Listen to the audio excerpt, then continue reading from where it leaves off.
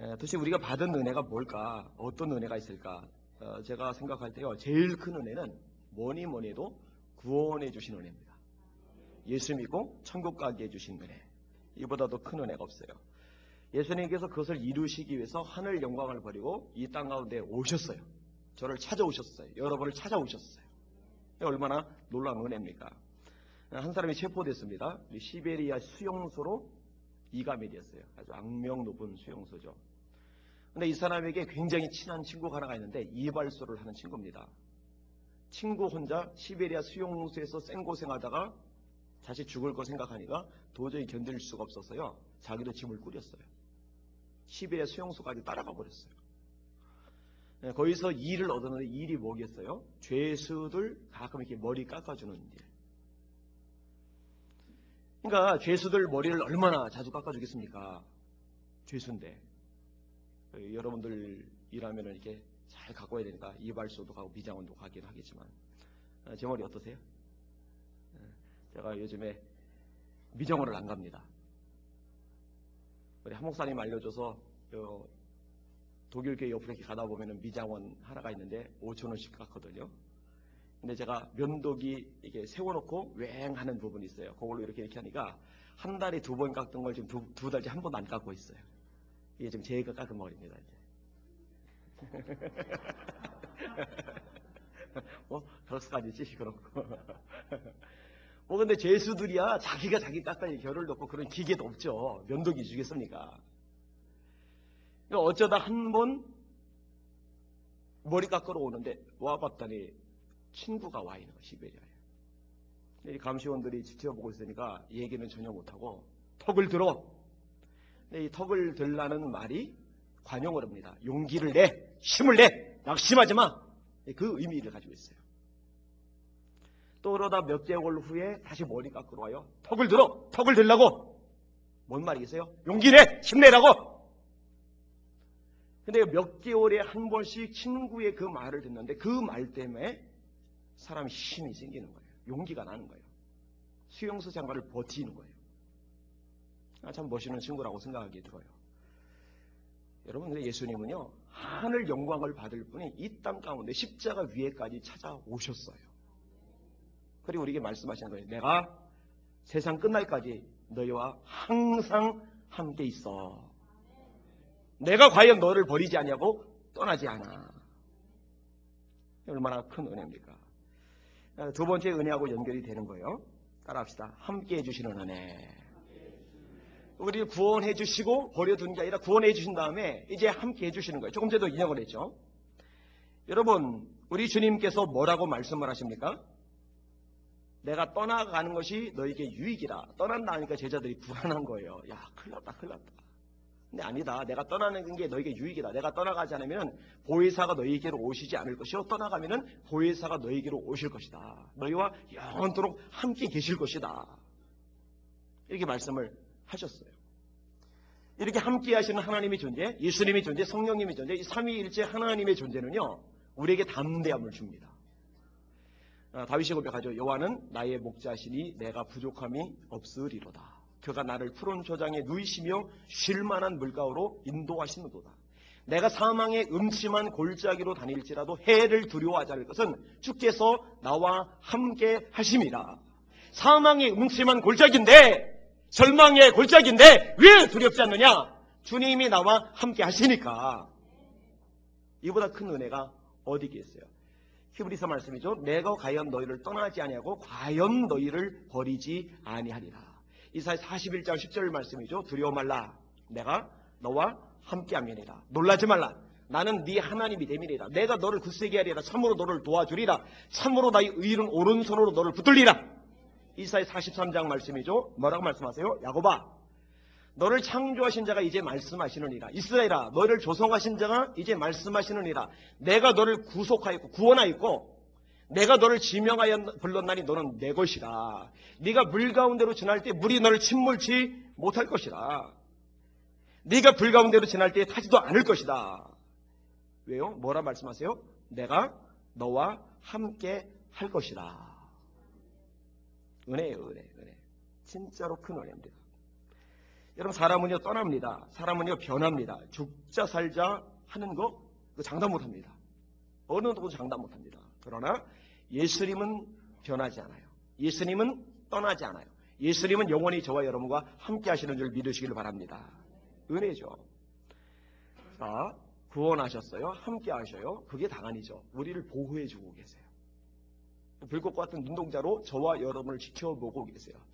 제가 참 감사한 것은 예수님의 눈동자는 사자눈이 아니라는 거, 도끼 눈이 아니라는 거. 심지어는 베드로가 예수님을 3번 부인했을 때 신문 봤던 예수님이 베드로를 쳐다보시죠. 베드로도 예수님을 쳐다보죠. 둘이 마주치는 장면이 나와요. 베드로가 양심의 가책을 이기지 못하고서 뛰쳐나가 통곡을 합니다만 그 순간 3번이나 배반해서 눈 마주치는 그 순간 주님이 베드로의 배반을 저주까지 했다는 것을 알지만 그때조차도 도끼 눈은 아니에요. 예수님은요. 사랑의 눈이죠. 주님이 불꽃 같은 눈동자로 우리를 지켜보신다는 얘기는 일을 똑바로 하나 내가 두고 볼 거야, 지켜볼 거야 그런 눈동자가 아니라 우리를 세심하게 돌아보시는 사랑의 눈동자인 줄 믿으시길 바랍니다. 제 눈도 그렇게 바뀌어야 돼요. 여러분도 눈도 그렇게 바뀌어야 돼요. 우리 효민이가요. 제 눈하고 좀 닮았어요. 근데 걔는 그게 너무 좋대요. 왜 좋냐 했더니 아빠 눈이 카리스마가 있대. 무섭대요. 근데 자기 눈동자가 아빠의 눈동자 닮은 게 자기 너무 좋대요. 좋은 거 아닌데. 좋은 거 아니야. 자상한 인자한 눈빛이 좋은 거야. 아빠가 많이 변했거든. 너도 변해야 된다. 목사님 한 분이 당나귀를 타고서요. 이 마을 저 마을로 전도를 다녔대요. 외국 얘기 같아요. 그리고 오래전 얘기 같아요. 근데 힘든 복음 전파의 일정을 마치고서 나귀를 타고 돌아오는 중에 잠이 들었어요. 한 2시간쯤 자다가 막 너무 흔들려가지고 눈을 떠보니까 그래서 이놈의 당나귀가 평상시에 다니던 좋은 길 내버려 두고서 울퉁불퉁 거칠은 길로 온 거예요. 이게 화가 났어요. 순간. 내가 열심히 복음을 전하고 와서 당나귀에게 화내면 뭘까 해서 그냥 화를 누구로 틀었어요. 교회에 도착을 했는데 웬걸 성도들이 그 시간은 있을 때가 아닌데 교회에 모여 있는 거예요. 기도를 하고 있는 거예요. 도대체 무슨 일입니까? 봤더니 그 지역에 농장 주인이 있는데 이 교회를 싫어하는 거예요. 이 목사님을 너무 싫어하는 거예요. 그래서 사람을 사가지고 돌아올 때 구타한다고, 폭행 행세한다고. 그런 것을 어떻게 누가 살짝 엿듣고서 교인들한테 말해줬고 교인들은 걱정이 되니까 교회 안에서 중보기도가 시작이 되었던 거예요. 만약에 그 당나귀가 원래 다니던 그 길로 갔다면 이 목사님 맞아 죽죠. 당나귀가 왜 하필 그 길로 갔을까? 여러분 저는 이거 우연이라고 생각하지 않습니다. 하나님께서 보호해 주시는 줄 믿으시길 바랍니다. 우리가 잘 알지 못하는 순간에도 하나님의 보호를요 끝없이 있어요. 여러분 다윗이 도망을 다니는데 사울이 군인 풀어서 다윗 잡으려고 난리가 났는데 왜 다윗을 못 잡아요? 다윗의 숨바꼭질이 대가라서 그래요? 아니요. 하나님이 다윗을 숨기셔서 그래요. 여호와께서 다윗을 숨기시니라. 여러분 성경에 그 구절이 참 은혜가 되더라고요. 하나님이 숨기시니라. 하나님이 다윗의 숨바꼭질을 도와주셨어요. 멋있잖아요. 참 좋으신 하나님입니다. 그뿐만이 아니죠. 때로 위기도 아픔도 어려움도 겪지만은 이런 모든 것을 합력하여서 선을 이루게 해주시는 것도 하나님의 은혜거든요. 종종 얘기하죠. 파, 마늘, 생강, 부추, 고춧가루, 매운 것들 하나하나 그냥 눈물 나고 양파 그것만 까도 눈물 나는데 이것들이 다 버무려져서 나중에 맛있는 김치가 나와요. 하나하나 뜯어보면은 실패라는 아픔, 시련이라는 아픔, 육신의 질병이라는 아픔, 인간관계의 아픔, 눈물 나는 것들인데 이게 우리 인생 속에서 버무려져서 세월이 지난 다음에 보니까 우리 신앙이 강해졌단 말이에요. 우리 믿음이 깊어졌단 말이에요. 우리 성품이 다듬어졌단 말이에요. 우리 속에서 예수의 향기가 난단 말이에요. 성령의 열매들이 맺혀지기 시작했단 말이에요. 이게 합력하여 이루시는 하나님의 은혜가 아니고 뭐가 있어요? 하나님의 은혜란 말이에요. 하나님을 사랑하는 자 곧 그 뜻대로 부르심을 입은 자들에게는 모든 것이 합력하여 선을 이루느니라. 로마서 8장 28절 말씀. 은혜죠, 은혜. 큰 은혜. 여러분 당장만 보면 안 돼요.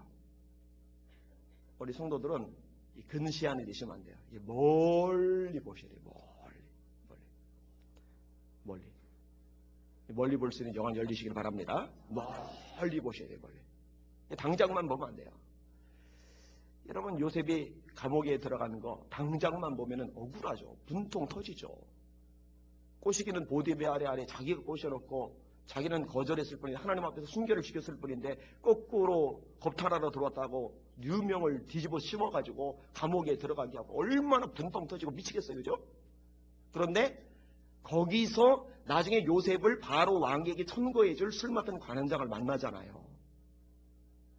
블레셋 왕 따라갔다가 돌았던 시글락 불타고 차사시 끌려가고 부하들 돌들고 쳐 죽인다고 그러고 이보다 더 악하고 이보다 더 형편없는 절망적인 상황이 어디 있겠어요. 그런데 그 덕분에 처자식 찾으러 갔다가 아말렉 무찌르고 그들이 모아놨던 재산들 엄청난 재산을 얻어서 유대 장로들에게 선물 주고 잠시 후에 유대의 왕이 될 때 그 장로들이 지지기반이 돼주고 당장만 보면 손해였는데 조금 멀리서 이렇게 같이 종합적으로 보니까 그 일이 참 잘된 일이에요. 요셉이 감옥 간 게 참 잘된 일이고 시글락이 불탄 게 참 잘된 일이에요. 내가 실패한 게 잘된 일이고 병이 난 게 잘된 일이고 내가 요거도 먹은 게 잘된 일이고 가슴앓이하고 속상해하고 눈물 지었던 것이 장기적으로 보니까 결국은 잘된 일이란 말이에요.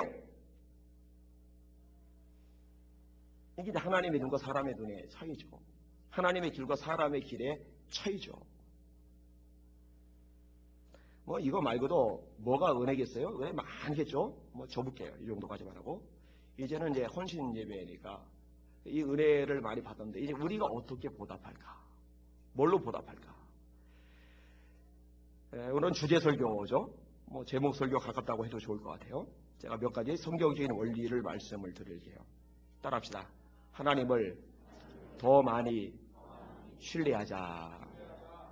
이거 보답하는 길입니다. 하나님의 성도들에게 진짜로 원하시는 게 있는데 그게 뭔지 아세요? 하나님을 하나님으로 인정하는 거예요. 하나님을 하나님으로 믿어드리는 거예요. 여러분 이것은요 굉장히 중요합니다. 이스라엘 백성들이 애굽에서 나와서 광야를 지내는 동안에요 하나님을 안 믿었잖아요. 그걸 하나님께서 뭐라고 판단을 하셨죠? 이 백성이 나를 멸시하는도다. 하나님은 당신을 믿지 않을 때 그것을 하나님에 대한 멸시로 간주하십니다. 너무너무 싫어하세요. 여러분 믿음이 없이는요 하나님을 절대적으로 신뢰하는 믿음이 없이는요 하나님을 기쁘게 하지 못합니다. 히브리서 11장 6절이죠. 믿음이 없이는 기쁘시게 못하나니 하나님께 나아가는 자는 반드시 그가 계신 것과 또한 그가 자기를 찾는 자들에게 상 주시는 이심을 믿어야 할지니라. 자, 여러분 지금 예배드리러 나왔어요. 하나님이 찾아 나왔어요. 여기 이 자리에 하나님이 계시다는 거 믿으시면 아멘. 그거 믿지 못하면은 하나님 안 기뻐하세요. 여기 와 있어도 안 기뻐하세요. 그리고 정말로 하나님이 여기 계시다고 믿으면은 예배 드리는 태도는 자연스럽게 바뀌게 돼 있어요. 정신이 마실 가지 못해요. 주보 교정하고 있지 못해요. 다리 꺾어서 교만하게 앉아 있지 못해요. 하나님 이 자리에 계신데. 멍하니 있지 못해요. 집중하게 돼 있어요. 또 하나 하나님이 자기를 찾는 자들에게 상 주시는 이심, 반드시 갚아주시는 이심을 믿어야 됩니다. 여러분들 기도를 하죠. 하나님 앞에 부르짖죠. 찾죠. 하나님이 반드시 갚아준다고 믿으시길 바랍니다. 이 믿음이 있어야 돼요. 이런 믿음이 없으면 기도 응답도 안 되잖아요. 제가 자주 인용하는 말씀 야고보서 1장 오직 믿음으로 구하고 조금도 의심하지 말라. 의심하는 자는 마치 바람에 밀려 요동하는 바닷물개 같으니 이런 사람은 무엇이든지 주께 얻기를 생각지 말라. 두 마음을 품어 그 마음에 정함이 없는 자로다. 사드락 메삭 아벳느고가 느부갓네살이 세운 금신상에게 절을 안 해요. 다 절하는데 셋만 절 안 하니까 티죠. 티요. 티면은 정 맞잖아요. 그죠? 다 절할 때 같이 절하면은 티가 안 나는데 절할 때 안 절하니까 솟아 보이잖아요. 고소를 당했어요. 느부갓네살이 화를 내요. 협박을 해요. 지금이라도 절하면 봐줄게. 그러나 또 절하면은 안 하면은 내가 풀문불 7배나 더 뜨겁게 해서 너를 태워 죽일 거야. 사드락 메삭 아벳느고가 뭐라고 말합니까? 우린 그렇게 하지 않습니다. 하나님이 건져내실 것인데 그리 아니하실지라도 절을 안 합니다. 결국 불 속에 집어넣어요. 근데 하나님이 살려주세요. 이 광경을 본 느부갓네살 왕이 하는 말입니다. 들어보세요. 느부갓네살이 말하여 이르되 사드락과 메삭과 아벳느고의 하나님을 찬송할지로다. 그가 그의 천사들을 보내사 자기를 의뢰하고 그들의 몸을 바쳐 왕의 명령을 거역하고 그 하나님밖에 다른 신을 섬기지 아니하며 그에게 절하지 아니한 종들을 구원하셨도다. 이 느부갓네살이 보니까 사드락, 메삭, 아벳느고의 특징이 뭐냐면 하나님만 믿는 거예요. 하나님만 의지하는 거예요. 여러분, 하나님만 의지하시길 바랍니다. 돈 의지하지 마세요. 사람 의지하지 마세요. 시편 146편이죠. 방백돌로 자기 힘을 삼는 사람 하나님께서 싫어하세요. 그 호흡이 끊어지면은요, 당일의 도모가 수포로 돌아갑니다. 내가 의지하던 대상 아무리 대단해도 하나님께서 내가 네 생명 취한다고 그 생명 데려가시면은 그 사람은 더 이상 내게 힘이 되지는 못하는 별볼이 없는 존재예요. 그러니까 물질도 사람도 마찬가지예요. 하나님 한 분만이 우리의 유일한 의지의 대상, 우리의 믿음의 대상이거든요. 하나님은요, 성도들이 그렇게 되기를 원하세요. 이런 목회할 때도 마찬가지인데요. 담임 목사가 사람 의지하면은요, 절대로 안 됩니다. 누가 좀 재력 좀 있는 사람 왔다고, 힘 좀 있는 사람 왔다고 거기에 이렇게 기대잖아요. 하나님께서 그 사람과 관계 깨트리십니다. 그거 하나님 기뻐하지 않아요. 하나님은 하나님의 사람들이 하나님만 의지하기를 원하세요. 이런 바울이 하나님의 은혜를 많이 받았죠. 이 바울은요, 그 하나님을 절대적으로 믿는 믿음으로 그 은혜를 보답을 합니다. 유라굴라 광풍 만났을 때 기억나세요? 죄 서신 분으로 배 탔는데 배가 광풍을 만났어요. 벗어날 길이 없으니까 배에 기구 버리죠. 짐 버리죠. 음식 버리죠. 그런데 하나님께서 바울에게 나타나셔서 안심하라고 말씀하시니까 바울이 뭐라고 얘기합니까? 나는 하나님이 내게 말씀하신 그대로 되리라고 하나님을 믿노라. 여러분, 지금 상황은요, 죽어요. 군인도 죽고 선원도 죽고 바울도 죽고 죄수들 다 죽어요. 이거 살 길이 없어요. 기구까지 버렸어요. 배기구까지. 분명히 지금 죽을 상황인데, 빼도 박도 못할 상황인데, 절망적인 상황인데, 그런데 나는 하나님이 내게 말씀하신 그대로 되리라고 하나님을 믿노라. 여러분, 우리에게 하나님께서 말씀하시면요, 내 상황이 절망이고 최악이어도 하나님의 말씀을 믿어드려야 돼요. 이걸 하나님이 원하세요. 그 믿음의 주인공들 되시기를 주님의 이름으로 축원합니다. 자, 두 번째로, 하나님께 보답하는 방법이 뭐가 있을까? 자, 따라합시다. 기도하는 삶이 보답하는 삶이다.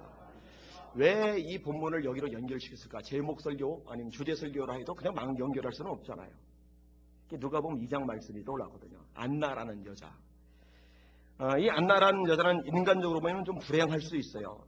결혼을 했고 7년간 남편하고 살았는데 남편이 죽었어요. 과부가 됐어요. 그러니까 과부가 일찍 됐죠. 30살에 시집을 가서도 37. 그죠? 일찍 됐어요. 그리고 지금 나이가 84세예요. 그 여인에 대해서 이렇게 말씀합니다. 이 사람이 성전을 떠나지 아니하고 주야로 금식하며 기도함으로 섬기더니. 늘 기도 생활을 하는데 이것을 성경은 뭐라고 해석하냐면 하나님을 섬기는 것으로. 우리가 받은 은혜, 보답하는 건 하나님을 섬기는 거잖아요. 그죠? 근데 기도가 하나님을 섬기는 거예요. 따라합시다. 내가 드리는 기도가 하나님을 섬기는 것이 된다. 그러니까 가치가 있는 거예요. 굉장히 빛이 나는 거예요. 여러분, 예수님이 우리를 부르신 목적이 뭐죠? 세 가지예요. 함께 있게 하시고, 전도도 하게 하시고, 귀신도 내어쫓게 하기 위해서. 여러분, 저와 여러분을 부르신 목적이 세 가지입니다. 따라합시다. 함께 있는 거, 전도하는 거, 귀신 내어쫓는 거. 함께하는 거, 전도하는 거는 이해가 가는데 귀신 내어쫓는 거 이거 우리하고 상관이 있나? 상관이 있어요. 여러분에게 그 권세 주님이 주시는 줄 믿으셔야 돼요. 그걸 쓰셔야 돼요. 마가복음 16장에도 목사들에게는, 권사들에게는 이렇게 안 돼 있죠. 부흥사들에게는, 전도사들에게는 이렇게 안 돼 있죠. 믿는 자들에게는 곧 저희가 내 이름으로 귀신을 쫓아내며, 마가복음 16장에도 그렇게 구절이 있어요. 그런데 전도하는 건 얼마나 귀한 일입니까? 지옥 갈 백성 천국 가게 만드는 거니까. 멸망받을 백성 구원받게 만드는 거니까. 여러분, 귀신을 쫓아내는 거 얼마나 귀한 일입니까? 귀신 들린 사람 어때요? 마가복음 5장에 보니까 걸어서에 귀신 들린 사람 돌로 자기 몸을 해하고 있어요. 사람들하고 적응을 못해요. 어울리지를 못해요. 무덤 사이에 거처하고 있어요. 창피한 줄도 몰라요. 인성이 마비돼가지고 빨가벗고 지내고 있어요. 통제가 안 돼요. 묶어놔도 끊어버리고 또다시 돌아다녀요. 자, 이런 사람이 예수님을 만나가지고 귀신이 떠나가니까 정신이 온전해서 예수님 발치에 가만히 앉아있어요. 얌전히 앉아있어요. 이제 사람들하고 어울릴 수 있고 자기 몸을 해하지도 않고 근데 의식도 멀쩡해졌어요. 그러니까 귀신 들린 사람을 고쳐주는 것 얼마나 귀하고 값진 일이에요. 자, 전도하는 거 대단하죠? 귀신 쫓아내는 거 대단하죠? 근데 이 두 가지보다 더 우선되는 게 뭐냐면은 예수님과 함께 있는 거. 여러분, 이게 본질이에요, 본질. 예수님은 저와 여러분과 함께 있고 싶어 하세요. 그리고 사람과 사람 사이에 함께 있으면 뭐가 이루어지죠? 대화. 주님과의 대화가 뭐죠? 기도. 그래서 예수님은 우리가 기도하는 걸 너무너무 원하세요. 너무너무 원하세요. 예수님 쫓아다니면서 야, 우리 얘기 좀 하자 하는데 바빠요. 또 커피숍에서 친구들하고 수다 떨어야 돼요. 나 바빠요. 잠자야 돼요. 바빠요. 일해야 돼요. 바빠요. 예수님 얘기 좀 하자. 불쌍하신 예수님. 너무나 안 되셨어요. 여러분의 기도가 살아나시길 주의 이름으로 축원합니다. 금요일날 오세요. 뭐 하세요? 밤에 오세요. 와서 기도하세요. 수요일날 와서 기도하세요. 수요예배 끝나고 중보기도 같이 기도하세요. 새벽기도 귀하죠. 기도하세요. 제가 한 성도분의 간증을 읽어드릴게요. 신혼 시절이었습니다. 새벽 깊은 잠에 빠져있는 나를 옆에서 잠자던 아내가 급히 깨웠습니다. 성경 중에 욥기라는 부분이 있느냐는 물음이었습니다. 아닌 밤중에 홍두깨라는 말이지만 잠을 자다 말고 성경에 대한 질문을 하는 것이 너무 엉뚱하게만 느껴졌습니다. 잠에 취한 목소리로 대답하며 의아해하던 나에게 아내는 방금 전에 꾼 꿈 이야기를 하였습니다. 꿈속에서 어떤 사람이 욥기 1장 1절을 펴보라고 하면서 성경 말씀을 읽어주기 시작하였는데 욥이라고 하는 동방 사람에 대한 이야기를 자세하게 들려주더라는 것이었습니다. 아내는 결혼 후부터 예수님을 영접하였기 때문에 성경에 대해 잘 알지 못합니다. 욥기가 성경에 있는지 욥기의 내용이 욥이라는 사람에 대한 이야기인지는 더더욱 알지 못합니다. 우리는 성경의 내용과 꿈의 이야기가 같은지를 알아보기 위해 성경을 찾아보았으며 꿈속의 내용과 똑같은 것에 대해 놀랐습니다. 혹시 욥과 같은 아들을 주시겠다고 하는 태몽은 아닐까 하는 기대감도 가지면서 이런 꿈이 의미하는 것이 무엇일까 하는 궁금증을 가지고 주일날 목사님께 말씀을 드렸습니다. 목사님은 꿈을 꾼 날이 무슨 요일이며 언제인지를 물어보신 후에 그날 새벽 예배부터 욥기 1장을 강의하기 시작하였다고 하였습니다. 성경 읽는 소리가 잠자는 아내의 귀에까지 들린 모양이라고 하시며 웃으셨습니다. 교회 강단에서 목사님이 읽으시는 성경 말씀이 집에서 잠자고 있는 사람의 귀에까지 들려진다고 생각하니 영적인 세계가 무척 신비롭다는 생각을 하였습니다. 아내는 이 일을 통하여 믿음이 성장하기 시작하였고 또한 하나님께서 원하시는 것이 무엇인지를 깨달았습니다. 그동안 열심히 다녔던 새벽 예배를 피곤하다는 이유로 한동안 쉬고 있었음을 발견하였고 나를 사랑하시는 하나님께서는 새벽 예배를 통하여 다시 친밀한 교제와 영적인 대화를 나누기를 원하신다는 것을 깨닫게 되었습니다. 새벽 오히려 미명에 예수께서 일어나 나가 한적한 곳으로 가서 거기서 기도하시더니 너희는 장차 올 이 모든 일을 능히 피하고 인자 앞에 서도록 항상 기도하며 깨어있으라. 주님께서 새벽 기도의 본을 보이시며 깨어있기를 얼마나 당부하셨는지를 생각할 때마다 새벽 기도를 게을리하고 영적으로 깊이 잠에 빠져서 기도하지 못하고 있는 내 모습에 대하여 죄송스럽게 느껴졌습니다. 때때로 새벽 예배에 대해 나태해질 때가 되면 예전에 들었던 이야기가 떠오릅니다. 어떤 사람의 옆집에 무당이 살고 있는데 새벽 3시경이면 어김없이 일어나 마당에서 찬물로 목욕하며 정성을 드리는데 엄동설한 살을 내는 추운 겨울에도 선물을 머리에서부터 발끝까지 쏟아부으며 귀신을 섬기더라는 것입니다. 헛된 우상이고 잡신이며 악한 귀신을 섬기는 사람들도 그런 정성이 있는데 하물며 전지전능하시며 온 우주를 창조하시고 나의 생사후복을 주관하시는 하나님을 섬기며 예배드리는 일에 게으르고 나태해서야 되겠는가 하며 반성을 하곤 합니다. 사슴이 시냇물을 찾듯 항상 말씀의 갈증을 느끼는 나에게 새벽 예배 시간에 목사님을 통하여 주시는 말씀은 메마른 영혼을 적시는 은혜의 단비입니다. 새벽 예배를 통하여 지난 하루의 삶을 반성하며 신앙의 자세를 새롭게 가다듬을 수 있어 매우 좋습니다. 제가 새벽기도 설교하는 내용을 꿈속에서 우리 성도에게 죄도 한번 들려주시면 얼마나 좋을까. 그럼 다 나오실 텐데. 자, 세 번째로 뭘로 보답할 수 있을까? 간단해요. 주님의 몸된 교회를 위해서 헌신하고 충성하는 거 그 보답이 됩니다. 여러분 교회에서 일하는 거, 교회를 섬기는 게 왜 주님을 위해서 일하는 것이 되죠? 주님이 교회의 뭐가 되세요? 머리가 되세요. 교회는 주님의 뭐가 되죠? 몸이 돼요. 그러면은 이 교회를 위해서 일하는 것은 결국 예수님을 위해서 일하는 것이다. 여러분, 교회를 해코지 하고 교회에 못된 짓을 하면은요, 그건 예수님에게 하는 거예요. 그래서 사울이 바울 되기 전에 교회를 박해를 했는데 주님이 담에색 도상에서 나타나셔서 하신 말씀이 네가 왜 나를 핍박하느냐. 바울은 예수님 핍박한 적 없거든요. 교회만 핍박했거든요. 근데 예수님은 교회 핍박한 것을 예수님 핍박한 것하고 똑같이 간주를 하세요.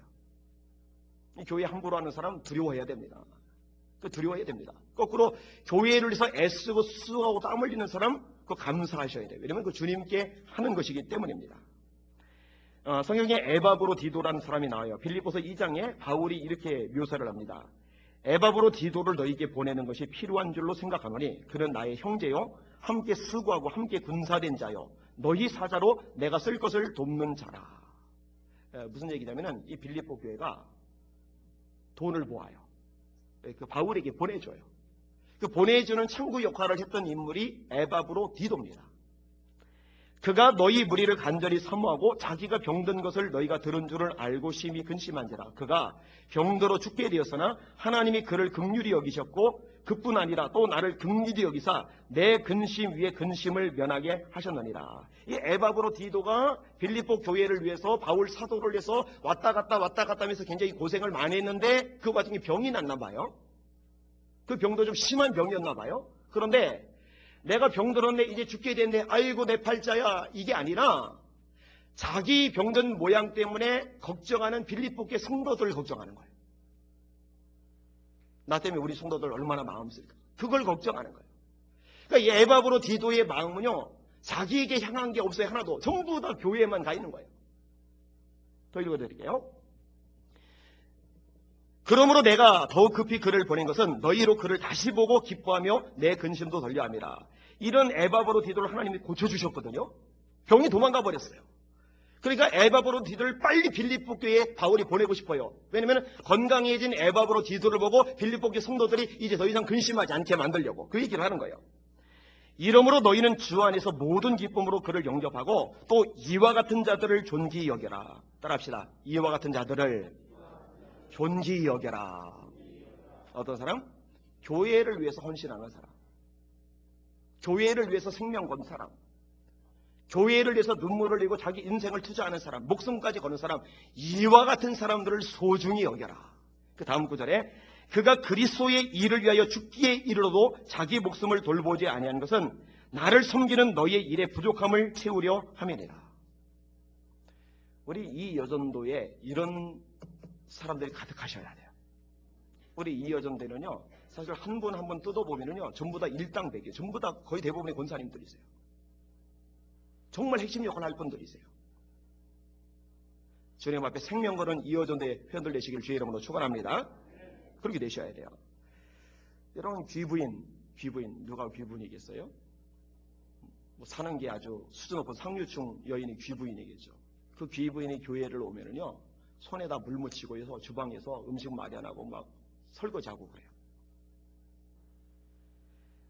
여러분 어딜 가나 대접을 받는 높은 지위의 사람 그런 사람들 있잖아요. 뭐 대기업 회장이라든지 뭐 시장쯤 되거나 국회의원쯤 된다든지 그러면은 어딜 가도 대접을 받잖아요.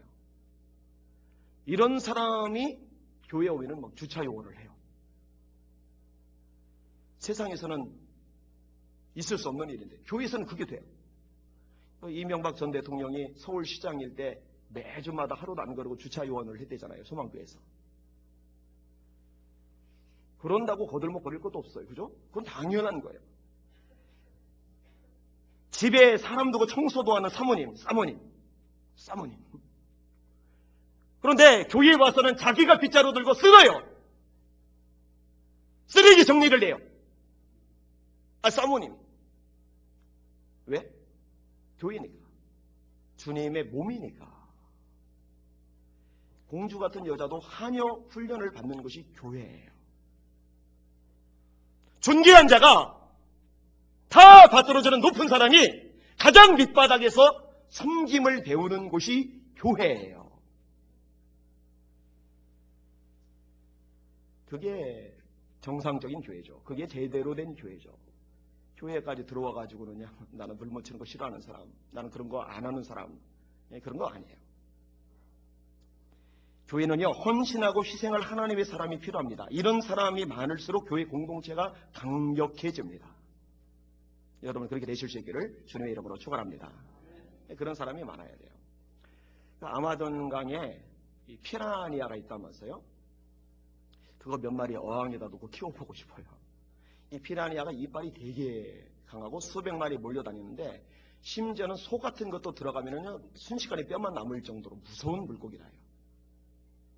근데 얕은 놈을 이렇게 목축하는 사람들이 이렇게 지나다닐 때 이 피라니아 떼 때문에 이제 걱정이 되는 거죠. 근데 이제 재미나는 걸 들었는데 어떻게 건너느냐? 한두 마리 희생할 것은 각오를 한대요. 그래서 조금 떨어뜨려서 저쪽에다 소 한 마리를 집어넣어요.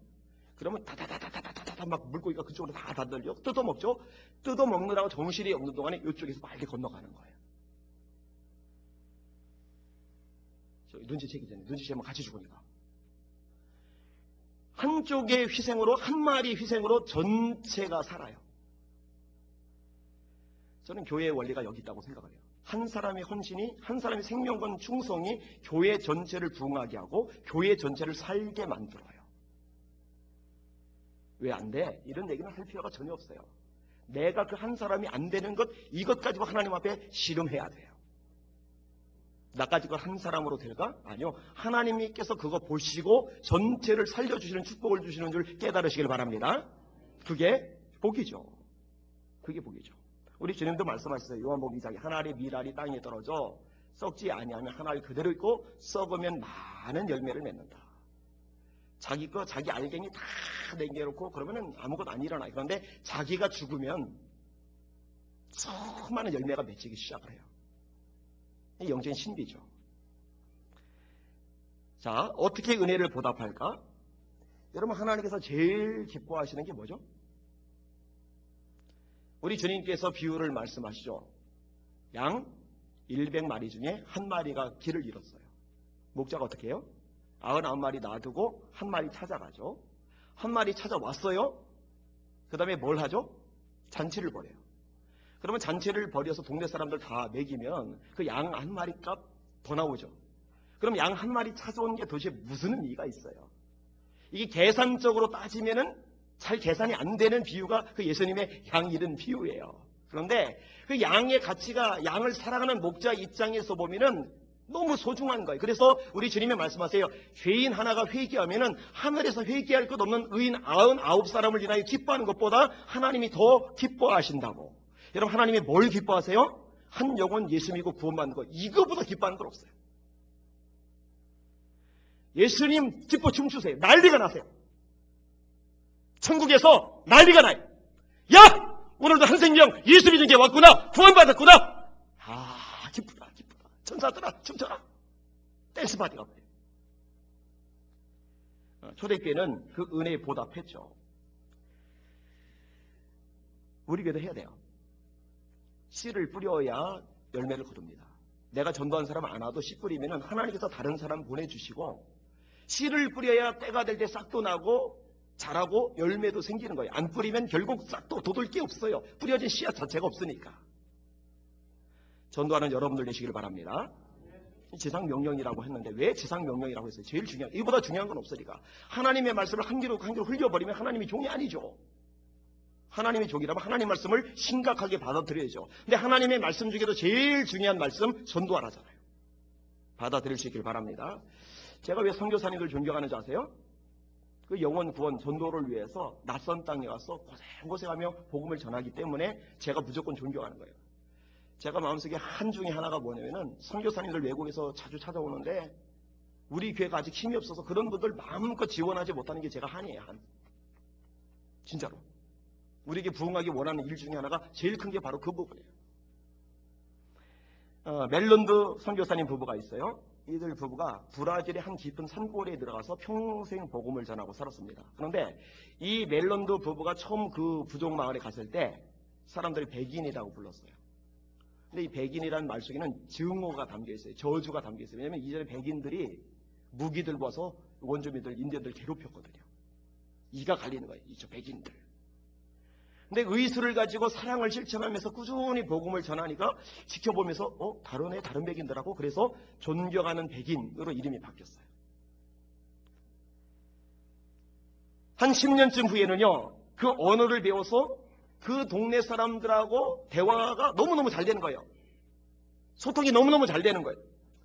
그리고 풍습도 그들처럼 하는 거예요. 그들처럼 먹고 그들처럼 자고 그들처럼 살고. 그러니까 이 인디언들이 이제 이름을 또 바꿨어요. 존경하는 백인에서 백인 인디언. 백인 인디언. 어느 날 부상당한 인디언 소년을 보고서 이 멜린드 부부가 그 소년의 발을 이렇게 씻어주는 거예요. 근데 그 광경을 보고 인디언들이 충격을 받았답니다. 우리하고 똑같이 말하고 우리하고 똑같이 먹고 우리하고 똑같이 자고 우리하고 똑같이 사는 것도 굉장한 일인데, 이거 있을 수 없는 일이고 한 번도 본 적이 없는 일인데, 저 사람들은 도대체 뭔데 우리도 천시 여기는 어린아이 발을 직접 닦아주지? 자기들도 애들 발은 안 닦아주거든요.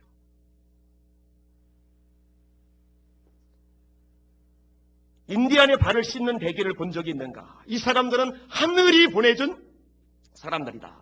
명칭이 또 바뀌었어요. 하나님의 사람. 하나님의 사람. 여러분, 복음 전할 때 수고 없이, 땀 흘림 없이, 헌신 없이, 섬김 없이 어떻게 전할 수가 있겠습니까? 그리고 영원 구원을 위해서 우리가 헌신한 그 수고가 하나님에 대한 최고의 보답인 줄 깨달으시길 바랍니다. 하나님께서 그래, 네가 은혜 갚으려고 참 애쓰는구나, 용쓴다, 이쁘다, 사랑한다 말씀하시는 거예요. 여러분, 성경이 이렇게 말씀합니다. 누구든지 주의 이름을 부르는 자는 구원을 얻으리라. 이 말씀 믿으시면 아멘. 누구든지 주의 이름을 부르는 자는 구원을 얻으리라. 그런데 아무나 주의 이름을 못 부르죠. 믿어야 부르죠. 믿지도 못하는 일을 어찌 부르리요. 근데 누가 믿어요? 들어야 믿죠. 듣지 못하였으면 어찌 믿으려. 근데 어떻게 들어요? 전파해야 듣죠. 전파하는 자가 없이는 어찌 들으리요. 그래서 결론이 나오는 거예요. 아름답도다. 아름답도다. 아름다운 소식을 전하는 사람들의 발이요. 아름답도다. 매니큐 알록달록칠한 발이 아니라 아름답도다. 아름다운 소식, 복음을 전하는 사람들의 발이요. 자, 양말 벗고 발 한번 내밀어 보세요. 예쁘게 칠하셨어요? 그 발이 아름다운 발이 아니고 전도하러 다니는 발이 제일 예쁜 발이에요. 우리 성도들 다 예쁜 발 소유자 되시길 바랍니다. 예쁜 발. 예쁜 발 힙합하면 예수님께 성도들 다 힙합해야 돼요. 할렐루야. 예쁜 발, 아름다운 발. 아멘. 하나만 더 생각을 해볼게요. 어떻게 보답할 수 있을까? 이게 최고인데 최고. 우리의 목숨을 드리는 것, 우리 생명을 드리는 것. 사람이 친구를 위하여 목숨을 버리면 이보다 더한 사랑이 없나니. 내 생명을 주님께 드리는 거죠. 여러분, 이런 마음을 가졌던 인물이 누구죠? 바울이죠. 각성에서 환난과 결박이 나를 기다린다 하시나 나의 달려갈 길과 주 예수께 받은 사명 곧 하나님의 은혜의 복음 증거하는 일을 마치려 하면은 나의 생명을 조금도 귀한 것으로 여기지 아니하노라. 여러분, 여러분의 목숨, 여러분의 생명, 주님을 섬기고 주님께 은혜를 보답하는데 그것을 위해서라면은 조금도 귀한 것으로 여기지 않을 자신 있으세요? 대답이 안 나온다. 주님께 은혜 갚는 일을 위해서는 내 생명을 조금도 귀한 것으로 여기지 않을 자신. 이게 사실 이게 자신이 있냐 물어보면 대답하기 곤란해요. 그죠? 근데 사실은 이게 대답이 나올 수 있어야 돼요. 그리고 자기 생명을 아끼지 않을 정도면은요, 다른 건 이제 아까울 수가 없어요. 내 재능 드리는 거 아깝겠어요? 물질 드리는 거 아깝겠어요? 내가 시간 드리는 거 아깝겠어요? 도대체 뭐가 아까워요? 목숨을 드리는데. 목숨을 드리는데. 예수님의 제자들이요, 결국 사도 요한 빼고는요, 순교당했어요. 목숨으로 은혜를 갚았어요. 스테반 집사님 목숨으로 은혜를 갚았어요. 순교를 당했어요. 그럴 수 있으면 좋을 것 같아요. 1917년이 무슨 해죠? 볼셰비키 혁명. 볼셰비키 혁명. 오늘 바람이 덜 꼬였어요. 두 번째 정황이 났어요. 볼셰비키 혁명. 이제 공산혁명, 붉은 혁명. 러시아가 공산화가 된 날이 1917년 바로 그 해거든요. 이 해 때 주일아침 혁명군들이 교회를 포위하고 외쳤어요. 야! 이 수쟁이들 다 나와! 다 나와! 예배드리다 말고 깜짝 놀란 거예요. 보니까는 총 들고서 막 그러고 있는 거예요. 계속해서 이렇게 말이 이어집니다.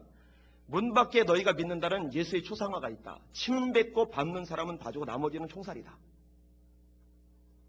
어떻게 됐을까요? 한 명이 나와요. 밟았어요. 깨져 초상화. 지나가요. 또 뒷사람 깨진 초상화 또 밟아요.